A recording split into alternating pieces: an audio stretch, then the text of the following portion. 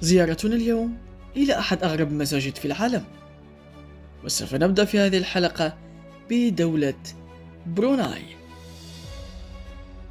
بروناي أو سلطنة بروناي، وهي دولة مسلمة تقع في شرق غرب آسيا، لديها حدود مشتركة مع كل من ماليزيا وإندونيسيا.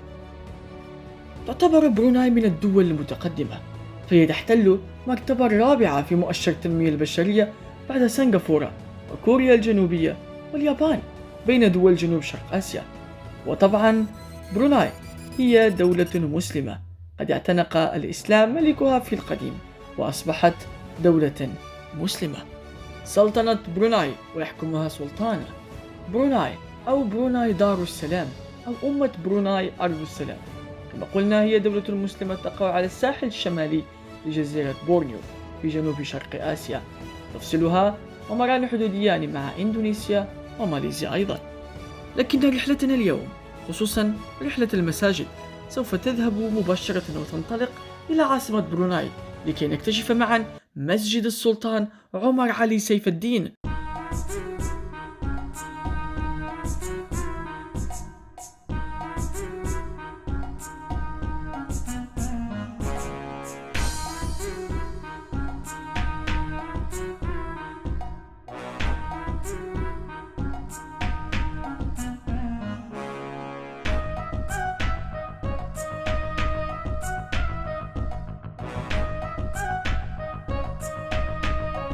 مسجد السلطان عمر علي سيف الدين، وهو مسجد ملكي يقع في باندر سري باكاون عاصمة سلطنة بروناي، الذي تم بناؤه في عام 1958، ويصنف بأنه المسجد الأول من حيث الطراز المعماري في منطقة آسيا والمحيط الهندي ككل. تم تسمية المسجد على اسم السلطان ديالهم، وهو السلطان بروناي 28 اللي كان اسمه عمر علي سيف الدين الثالث، الذي بادر في بنائه لأنه كان من أحد الناس اللي قرروا أنهم يبنوا هذا المسجد التاريخي الرائع.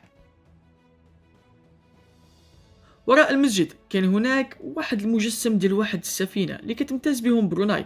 كما تعرفوا أن بروناي أصلا تسمات باسم بروناي لأنه مشتق من كلمة دار البحارة أو بلاد البحارة، لذلك سموها بالبروناي. المسجد مبني على بحيرة اصطناعية ويتكون من مجموعة من المآذن وقبة كلها من الذهب. نعم بصح، قبة اللي كاينة في المسجد كلها من الذهب. يلا قلنا بلي أن بروناي من الدول الغنية في العالم، إذا من السهل عليها أن تبني قبة من الذهب. اكتبوا لي في التعليق أي مسجد بغيتوا نتكلموا عليه في الحلقة القادمة.